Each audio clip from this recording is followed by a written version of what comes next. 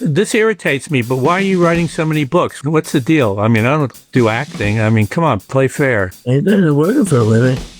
This is Hungry Dogs. I'm James Patterson, and this is really something else. I'll tell you, this is such an emotional interview that's coming up. My guest today is definitely a hungry dog, the incredible Michael J. Fox. You know him as an 80s icon for his roles in Back to the Future and Family Ties. But the work he's done with the Michael J. Fox Foundation will endure the test of time and even earned him a Presidential Medal of Freedom. We talk about how he deals with the craziness of today's media environment, how Muhammad Ali inspired him, and what drove him to write his new book, Future Boy. This is a special one, really, really, really special one of my favorite interviews. And now, Michael J. Fox.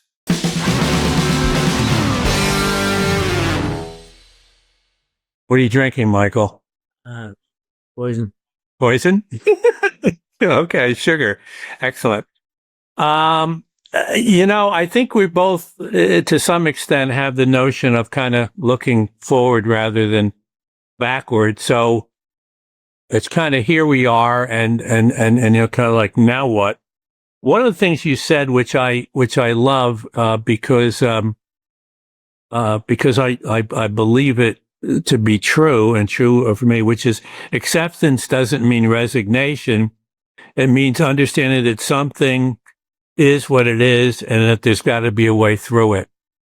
So I love that. And it's been a guiding thing for me. And, so it's kind of maybe a place to start. Does that still make sense to you? And the way I kind of put it is slightly different, but pretty much the same, which is, acceptance, doesn't have to mean resignation. It just means, like you said, you accept it and you move through it. Yeah. So here we are. So this irritates me, but why are you writing so many books? What's the deal? I mean, I don't do acting. I mean, come on, play fair. I've been working for a living. Lucky Man, Adventures of an Incurable Optimist, and now Future Boy, most recently.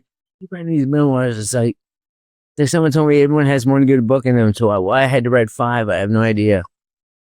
But, still working on trying to get one good one. I've written a bunch, but Exactly. So what are you at, about 30? A few, yeah. I just actually, this is my star fucking day. I got you, and I just got off with Viola Davis, and we just did a novel together, and she just did the audiobook, which took her 22 hours. So she wanted some whatever, some brutal. They all no. I've done 2 of the audio. They're impossible. What I found was that when I first did my first one, they used to do the abridged ones. They don't do the abridged ones anymore. But right. I went in to read my book, and I went to the studio, and then I had all the pages laid out, and I said, "Oh, these cuts." I said, "What do you?" I was in Indian. I said, well, "How can you cut my work? It's in my book." Uh-huh. I meant every word of it, and I fought for every word of it. And then about 30 pages in, I went, "Can we cut this? Can we cut this?" Right. Yeah. It's horrifying. It is. I felt a little in the little glass booth. I felt like Eichmann. It was terrible. It was a terrifying thing. Yes, I am a little sick. I'm sorry. The last couple of books I did something unusual, which is I set up I just put waffle boards up on either side of this desk and put a big microphone. I just recorded it here. I did an autobiography, and I started out, wasn't planning to, it was during COVID, and I started just telling these stories. It's just all stories. So it has a different tone, a different voice, a different structure than most of these things. But I started doing the same thing. I just started dictating some of these stories about my family and stuff that I thought were pretty cool stories. And then I went, well, this could work. So Future Boy, which we can talk about a little bit, that kind of gets into a period when you were doing these 2 things together, Family Ties and Back to the Future, at the same time, which was a very ambitious and crazy thing to do, right? 23 and I'm stupid. Yeah. It's stupid, yeah. That's another word for ambitious. Yeah. Turns out that way. But it just seemed like a golden opportunity. My mother also thought it was crazy. It's like, Your mother did? yeah, and I had these two things, the series and the movie, and she said, "You can't work so hard." I said, "Mom, we were poor together. I'm not poor anymore. I had to do these things, and they pay me money." But she couldn't believe it. I was taking it. Yeah. We've become a little bit friends with Caitlin Collins, a CNN commentator who I think is really, really talented.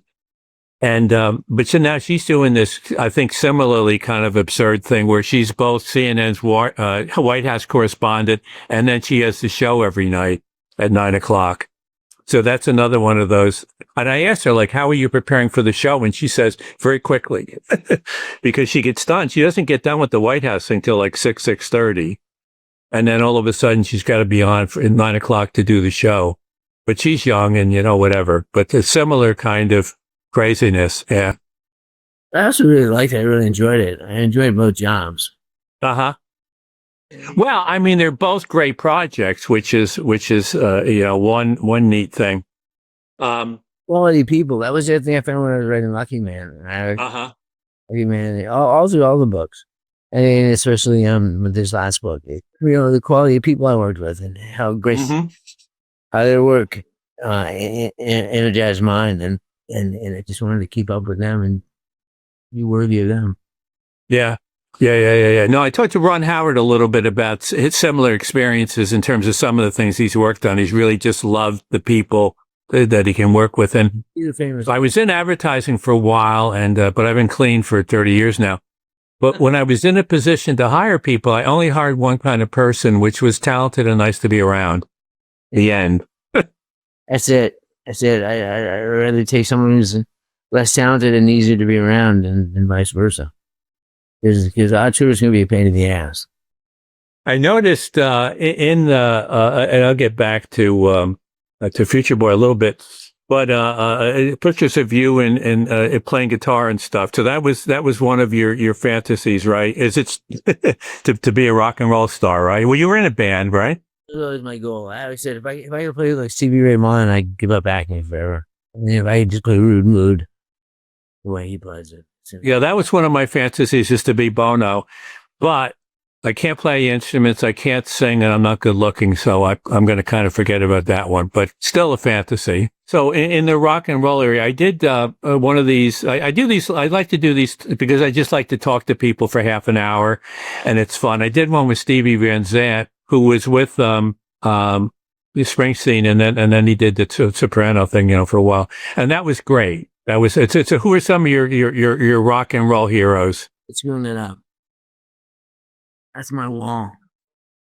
Oh, okay. I mean, I'm still a 13-year-old boy. You got Ali up there. I did a book.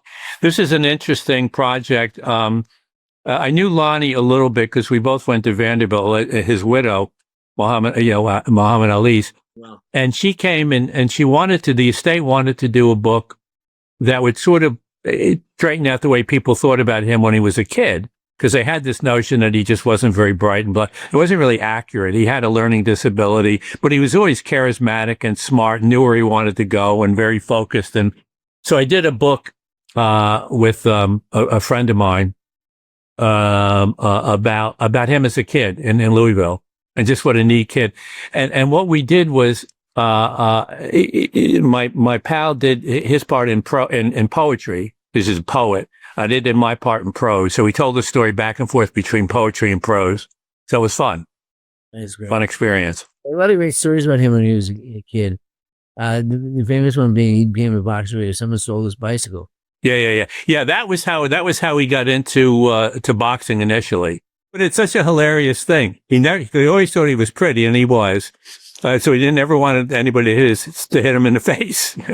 Yeah, that was my old line about Muhammad Ali. People used to ask me about it because they knew we were friends, and they'd say, or someone was saying something about being gay, somebody being gay, and I said, well, put it this way, I wouldn't kick Muhammad Ali out of bed. He's just like, he's so pretty and he's so amazing, he was so he was so funny, and he would be in these big conventions of to political or medical scientists, researchers or whatever, and he leaned over me and he said, "I'm just looking for a job." And he's just so funny. It's a cut right to the Well, you look at the language that he used. I mean, the various people, I have no lines that people ever remember, but there's so many things that he said that are really memorable and wise. A very, very wise man, which is a great compliment. Yeah. The reverence that people held him in, really easily. And he was just so honest. And so, like, I remember the first time I spent time with him, and I was at a golf course, and we were walking from one pavilion to another pavilion. We were doing a various press things. It was a celebrity thing, charity thing, and I noticed that, like, I heard the click of people's golf shoes. This is when people were spiced on their golf shoes. I could hear these golf shoes as we walked along, and they get louder, and I realized there were more and more shoes. And then I looked up, and there was all these people, and I realized, if you ever want to be invisible, hang out with Muhammad Ali, because no one will see you. They won't exist. And we just were so, like, enamored of him and just loved him so much. And he lived up to it. That was the thing that was amazing. Yeah. He could possibly live up to this. But then he would. I remember sitting in the hotel room at that same event, and we were listening to that old, God, I wish I remember the guy name, his name. It would occur to me most times, but I can't think of it now. But he had a song called Muhammad Ali, floats like a butterfly, sings like a bee. There was some Muhammad Ali. And he was in this room with me and his photographer, Brown, things out of my head, but he was his photographer who was with him always, documenting every moment of his life. And so if you spent time with him, his photographer would be there. And we're just sitting there in the room, the three of us, singing Muhammad Ali. I say he thinks that's perfectly acceptable for him to do that, and it was. He was great, and he was. Yeah, Lonnie, his widow, she said that every once in a while in the later years, he'd feel a little neglected, and he would just, walk out, go out on the sidewalk and let people mob him, When I was writing my second book, I was looking up. I had to plug the book. I was writing about people always come to me and say, does it bother me to see myself as in Back to the Future and any of these projects without Parkinson's, without the shake, without the slow speech and all that stuff that I struggle with? And I was thinking about it. Does that bother me? What do I think when I'm changing the channel? And I never thought about it. And I see myself younger and vibrant and healthy. And as I thought, well, the person I asked is Muhammad Ali. How do you feel about it? So I called, this is after he passed, and I called Lonnie. No, it was before he passed. I called Lonnie and I said, I'm doing this thing.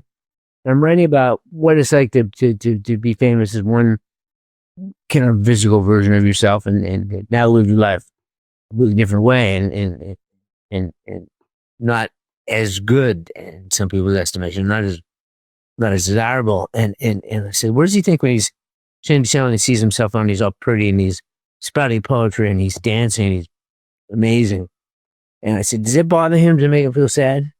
He said, he loves it. Loves it. Watch it all night. Watch it all night and then record it and watch it again in the morning. Sure, because I know him and there's nothing pathetic about him. Or was nothing pathetic about him. There was nothing sad about him, self-pitying. And vibrant and living life and looking forward. And yet people have this notion that you are the physical version of yourself. He has so much going on in his head. You're fine.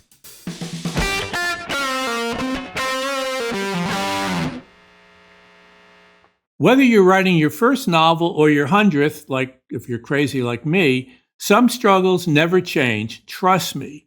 You're deep in your story, the plot's moving, everything's feeling great, and then you realize that awesome scene that's going to win you a Pulitzer, it actually makes no sense for your plot. That's why Novellium exists. It was created to keep you fully in control of your draft, and no, this is not another AI tool trying to take over your voice. Novelium is built by real authors who understand the process of writing fiction and nonfiction. It's like having a story editor sitting beside you, quietly catching problems you'd miss on your own, pacing issues, continuity errors, even character logic slips. But Novelium never tries to write your book for you. It keeps your voice completely intact while flagging anything that might mess up your story. It's a cleaner, faster way to fix problems early instead of losing months to rewrites. That is terrific. It's so important. Stop the story headaches and actually finish your book. Try Novelium Pro today and get your first month free at novelium.so with code Patterson. That's NOVELIUM.SO with code Patterson. Thanks. So I'm going to do one of these with Deion Sanders after all the football shit is done for the year, although he's done for the year with Colorado. But and one of the things that I like is that, he had that thing with his bladder. And he just went out and he said, I like the idea that he just talked about it. And that thing about like, you should be ashamed because you have whatever the hell, a bladder situation, or I have a little cancer stuff, like who cares? But initially, and I understand why, you kept it private about the Parkinson's for several years. But that whole idea, and because obviously that would affect, the parts that you get or not get or whatever the hell it is. But this thing about being able to go out there and no, this is who I am. This is the deal. And, I like that. It just said, talk a little bit about that area or not, if you don't feel like it. Once I made the decision, I was diagnosed at 29. By the way, and this doctor said to me, leaned over me at the desk, and this man, I just got this amazing news from him. And he said, Yeah, you work for another 10 years or so. I was 29. I had a baby. I had a wife. I had another life. So that wasn't like, I was doing like 10 years. So 10 years I knew was to go very quickly. And I didn't know what to expect. And so over this period of time, or 7 years, I call my 7 years in the desert, 7 years trying to figure this out. My first reaction was to drink heavily. My second reaction was to stop drinking heavily. And that really cleared things up for me. And I really started to see it better. And then I started to allow myself to talk to doctors and talk to researchers and accept that I had it. Acceptance isn't key to all my acceptance as opposed to expectation. Acceptance is a killer. Expectation is a killer. So I after this period of time, I was doing this show. I decided to go back to television because it was fun and I could do it near my room and it wasn't as demanding as film work. Started doing television again. I was a few years into it. And I just had a hard time. I couldn't do the things I wanted to do. And so I decided to tell Barbara Walters and People Magazine. Which, like before they had the internet, they had Barbara Walters and People Magazine. Yeah. Well, then everybody knew. And so that's who you did the first interview with her? With Barbara Walters, yeah. Yeah. She was that's an interesting talent anyway, that whole interviewing thing. I obviously don't have it, but she was great at it. You're killing. She was amazing because she just like went right to like everything you worry about. So, and I thought, it doesn't matter. And I saw it as a real opportunity. I went on the internet. It was very early internet days when they had chat rooms. It was very, very, very archaic. But I went all these people who were talking about me, and I realized I was anonymous. And so, what do you think of this Michael Fox guy saying that he had Parkinson's? I was in a Parkinson's chat room with Parkinson's patients. And they all went, it's great. It's fucking great. It's great. It's great that he has it. And I thought, how can they say that? That's really cool thing to say. And I realized, no, it's a perfectly normal thing to say. Because they realized the possibilities with someone who had a high profile sharing their illness. So I thought, well, I had this opportunity. Well, what am I going to do with this? So I canvassed all the different organizations dealt with Parkinson's. I found a lot of them were very ad hoc. We were like one university or one And you get a lot of overlap. You're paying a lot for parking spots and pencils. And I didn't want to do that. So I started to start my own foundation and forged relationships with different research agencies and patient organizations. And we're about $2 billion in funding. One of the things that that interested me here, and I'm sorry to get in because I know you've talked about this ad infinitum, but my wife Sue, her dad, in his 50s, he came down with Parkinson's, and he was a really talented furniture designer, which is really weird because he's from this little town in the middle of Wisconsin. And for whatever reason, he designed all this stuff, and all the big buyers for his stuff were from Italy and Germany. So I don't know where the hell, but he was designing all this weird, wonderful furniture. But he did, and he was a great guy, but just the effect of it on her family and her mother and her and da da da da. So we've kind of lived on some level with it. I did Summer Law. I don't know if she remembers a little thing with your wife, with Tracy, Women's Murder Club. We did a couple of yeah. It wasn't, I'm sure, on her highlight reel. The script was not worthy of her. But we did it anyway, First to die, they called it. First to die. Yeah, that's right. I think you might have come. I don't think I met you then, but I think you might have, because the kids would come up and stay in a hotel, I guess. How many kids do you have? I have 4. 4. Okay. All right. 3 at the time. I had my son and my 2 daughters, they're twins. We're now in their 30s, and my son is 37. Uh-huh. And this child is 24. So they grow fast. So but yeah, it was great because it was in my hometown. It was Vancouver, where I'm from. Okay. I like Vancouver. It's one. There are a couple of cities around the country, the world, and that's one of the cities for whatever. I really like that city.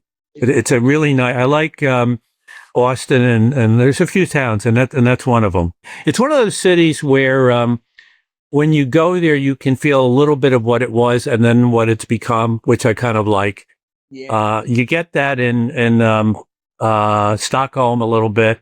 Where you go like, yeah, that's kind of cool. I can feel the old city. I can feel the new city, Yeah, I love Stockholm. And Vancouver is really cool because it's really, it's so beautiful. It's so stunningly beautiful. Now, the family now, are the kids, you're living in New York and where else? New York. Yeah, okay, all right. Are the kids anywhere around, or are they just all over the place? In L.A. And okay. You shoot down to L.A. and see them, pick them up, and then we're on a ski vacation. I won't be skiing, but we're on a ski vacation at there for the last part of the holidays. But they gather. They'll come together. They're opening up an envelope. They fly. My 2 kids live in L.A. And I have one daughter who's an NBC page. She's working with Paige, my youngest daughter, and my daughter at Prusa Children's Television. Do you get to see them much? Come together for anything. They'll come together for birthdays, and my son got married, and they came out for that. Then it was Thanksgiving, they came out for that. For anything because they love each other. Yeah. I like the whole family thing. We have a big for Christmas. We always have about 20, 25 or 30 all family. I just set up a thing. All my sisters actually are pretty close to me now down here in Florida. There's 3 of them that are within, 20 minutes or so. So I get to hang out with my 3 sisters. They're all pains in the ass, but I like them. Florida is a family magnet. It just sucks. People want to come and visit you. Like, it's so cold here today. I don't know if you know. You're probably floating around 80 degrees or something. I saw it rain yesterday because it rained here, yeah. But, I talked to a couple of people in New York today, and they were complaining about our son is up there. He lives in the city. Good guy, except he made a terrible career. For some reason, he went into banking. But it's okay. We forgive him. It's all good. The thing about banking is there's lots of money around banking. Yeah, there is money there. Yes. It's so cold here. It's kind of like it's like you take it personally. Like, yeah. Why are you doing this to me? Right. So no. Why New York? I found a girl from New York, and she brought me here and wouldn't let me leave. And I love it. I love New York now. I think of myself as a New Yorker, even more than a Vancouverite. I think of myself as a New Yorker. But it is cold, and it is like New York. You just feel like the sun. If you make it here, you make it anywhere. Like part of he's like, I can survive here and I can live here. And I love I live on a museum row, and I love going out and seeing the Met. Yeah. I lived in there. I lived in New York for quite a while. I'm fine being elsewhere now. We have a place in upstate New York a little bit, so we're there in the summer. Yeah. I'm in my 60s now, and I'd like to be in my 60s. The one thing I found which surprised me, I didn't really think it through, and it's true. I mentioned Savannah. One of my good friends moved there. In a lot of these places, it's easy to make friends because people have more time and, blah, blah, blah, blah. Well, then that's a nice thing. Once you got enough friends, it's fine. I have a hardcore group of friends. One of them, you spoke to short a while ago. He told me to watch his podcast reviews, Harlan. Oh, okay. Harlan's great. He's living life in the comedy. Yeah, he and I, he used to come out to one of the bookstores in Jersey. He still lives in that town, or Ridgewood or whatever. And in those days, he was writing books, but they weren't quite making it big yet. And we would just shoot the shit at these things and talk about, well, we're going to make it someday. We did. He just did a book with Reese Witherspoon. Yeah. Yeah. He came out the same day as my book.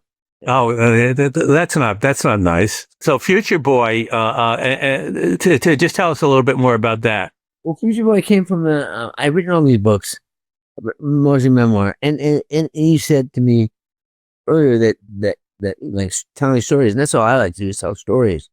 So I'll pick a theme, whatever it is, and then write a memoir or autobiography based on those circumstances, those things. Always with the emphasis about spirituality and not subscribing to any particular orthodoxy, but still finding a way to think that there's a God and it's not me. And when I was reading this book, I just thought, when people ask me that, I did a short film, a documentary about my life. Davis Whelan did called Still, and a lot of people saw Still, and what they really responded to was this period of time when I did the show and the movie at the same time. What is it about that people want?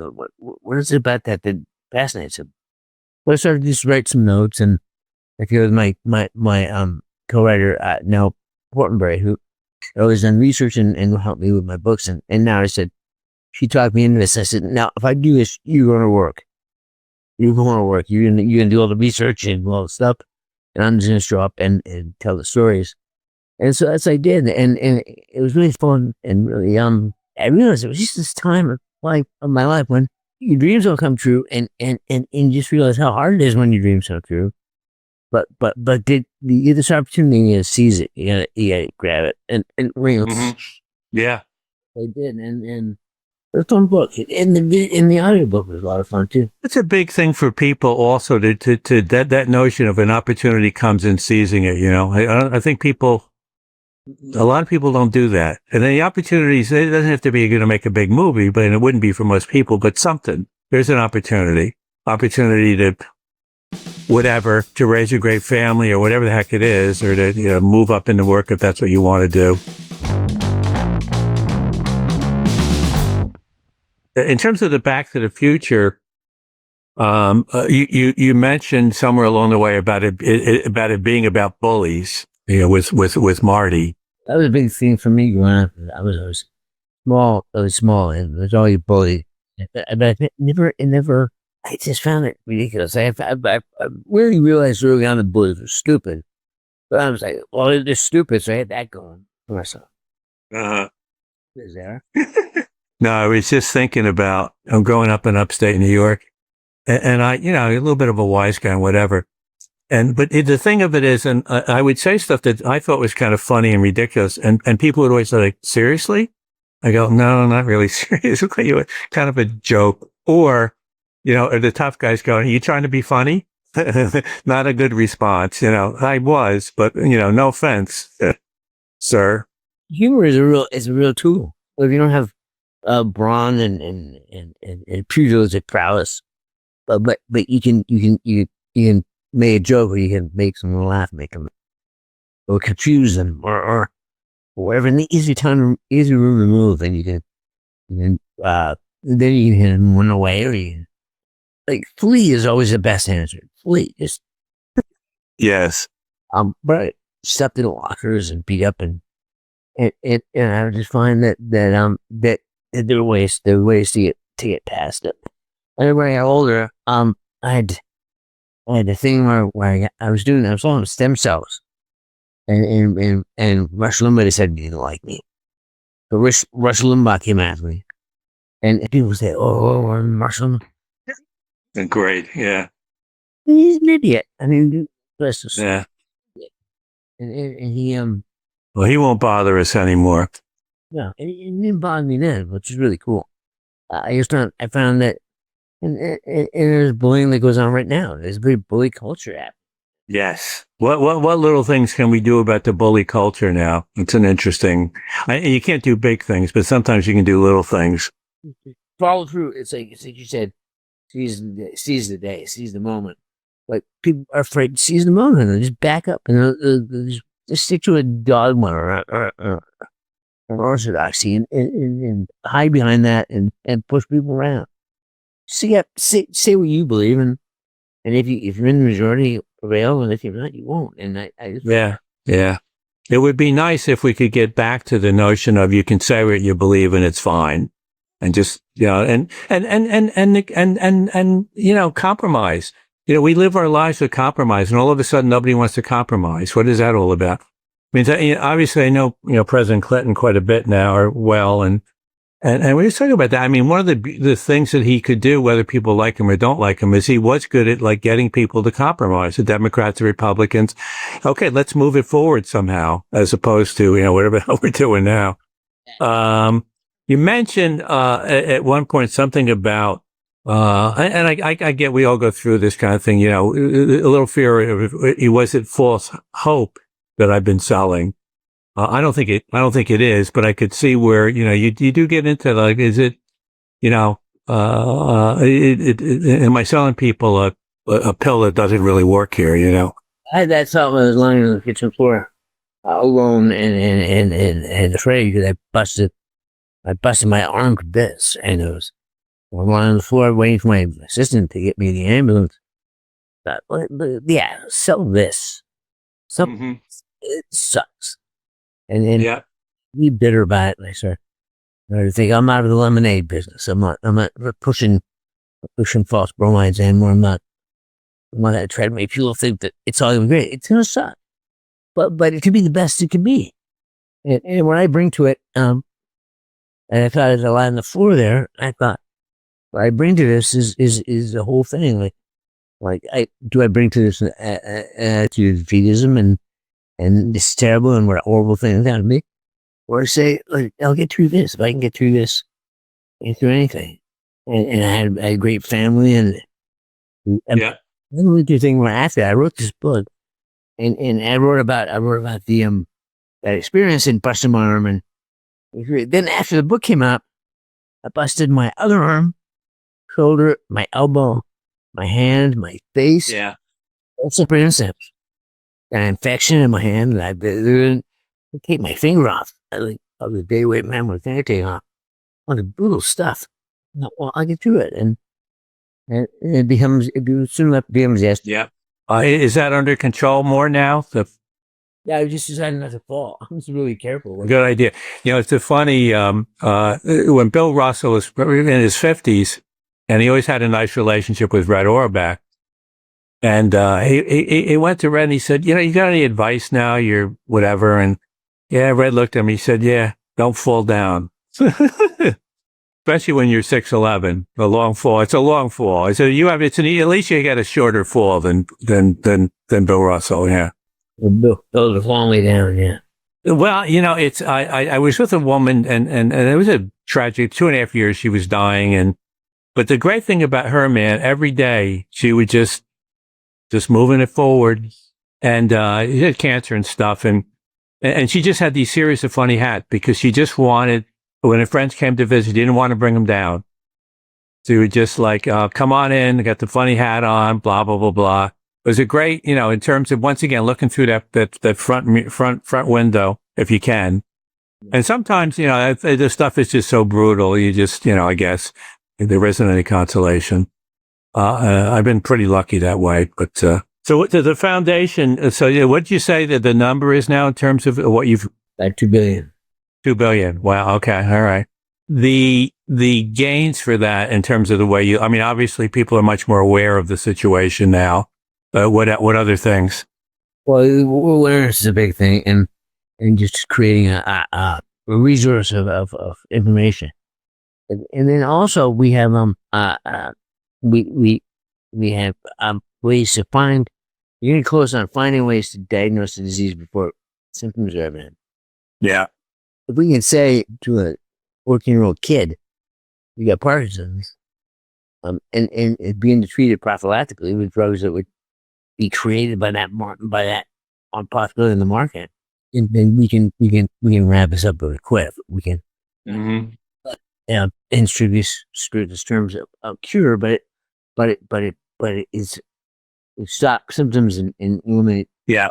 We've done it. So we're very again on that, and then finding out other ways to reassign these drugs that have been used other areas that are orphan drugs that imply Parkinson's, and we've because we started there was I don't know the exact numbers, but there was very few drugs being developed every year. We have part of the pipeline that we know come from us, and so we're looking for personal credit for it, but we know we wouldn't have initiated that demand. We know we brought people into neurological research or another way. Yeah. That's one of the bad things about the bullies we were talking about now, who are trying to cut down on research at universities and various diseases and drugs. That's not a good idea. So easy to just say something, so we'll cut that. It's so empty and it's so defeatist and well, and it's just selfish and I don't understand greed at a certain point. You just go, I'm sorry, what's the point?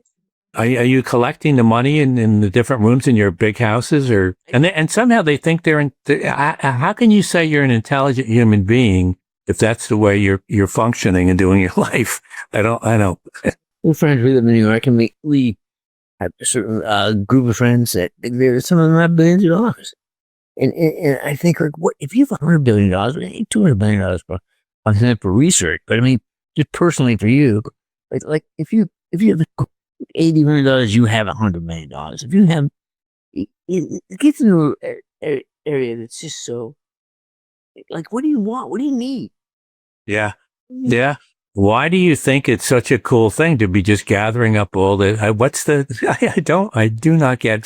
I'm lucky in the sense that my mother and grandmother, they take all credit. We give away a lot, and it's all them. They just said, no, this is what you got to do. People are stunning. I like to believe originally that people are pretty smart, but I don't know. I'm starting to question that. A lot of people are just taking a pass, just being lazy, and they're not doing the work. Your book about optimism, Incurable Optimist, that's a good thing if you can do it. If you can do it, or at least take a piece of it.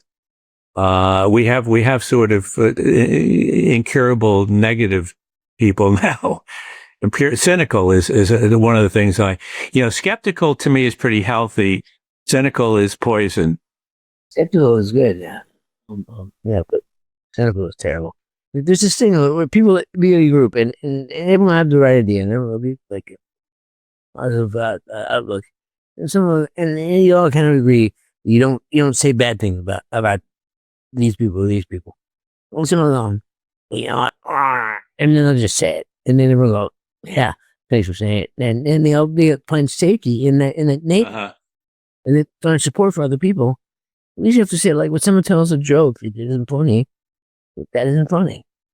I'm not laughing at that. But on the other hand, as someone who deals in comedy, I do feel bad for the humor that we're not allowed to apply anymore. That you can't do because it's lumped in with the other stuff.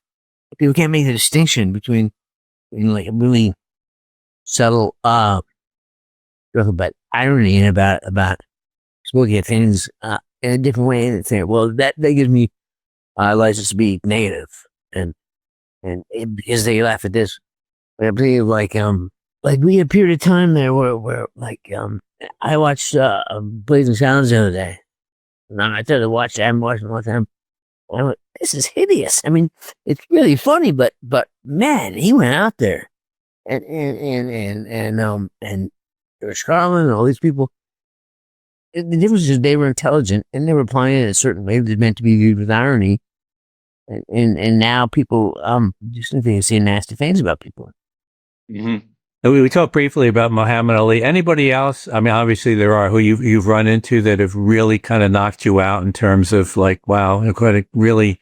Because I mean, one of the advantages of your life is you've met a lot of people, a lot of kind of cool, interesting people. Probably some that aren't so cool, but but anybody else that's really impressed the hell out of you. Same with Bill Clinton. Bill Clinton is impressed with that.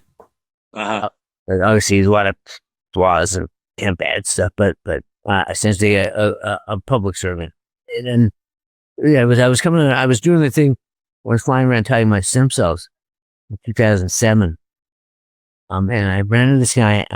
I smoked and I have a cigarette, and I found a place off at the airport, but it's kind of left from the side. And it was the guy smoking a cigarette. This elderly black guy. And I started talking to him. And I said, Senator Obama. And I said, so what are you doing? I said, I'm doing time with stem cells. And they said, great. And I had a big conversation with him. I called my wife and I said, I just met a guy. I think he's going to be an expert in the United States. Yeah, that's a fascinating thing. Yeah, people for whatever that is, and that thing where somebody I told me that they have it, whatever the hell it is. It's this conversation at the airport, in the curve. Yeah. The mom was going to say he's going to be an expert. And they never said Barack Obama. She said nobody named Barack Obama is ever going to be president. Yeah. Well, when he gave that speech at the nominated people, you just went like, okay, this guy, watch him. Yeah, I think we need somebody to step up again. I think we're ready. There's people out there. But yeah, the fact that they step forward, they're suspect. It takes a certain amount of courage to step forward these days, though, because you just got to get willing to. You can take some hits, boy. Yeah, see the need, and you recognize it and have a plan. I think some people do. I think a lot of that party political, but a lot of the bad guys. Many of the bad guys are they just step up and say this crap, and you just well, yeah. I know. One of the things because President Clinton and I, we've written the 3 books together, so we've become, pretty good friends. But one of the things that we work on is, because every morning you're going to wake up with some fucking thing. You go like, what? What is this? But if we can't do anything about it, we try not to let it ruin our day. And if we can do something about it, we do it. And that makes it a little better. Okay, I can't do anything about that. Next, I'm going to go for a little walk today, or whatever the hell it is. And with him, it's more important because he's, constantly being thrown to the wolves by, whatever. Something goes wrong at the White House. They go, oh, Clinton or Biden did it. All right. Well, listen, this has been great. Thank you. And what did I miss? I missed everything, but I might have hit a couple here. I'm fine. I feel covered. Okay. Thank you so much. I've been a big follower of your stuff, fan for a long time, and this was a treat for me. Likewise. Thanks for joining me on this episode of Hungry Dogs. Help me out by liking and subscribing to the show. We want to get these interviews out to as many people as we can. You can help a lot. If you like the interviews, your friends will like the interviews, so help. Also, drop me a comment with any ideas you have to make the Hungry Dog interviews better. I'm hungry to hear what you think. I love new ideas. Thank you.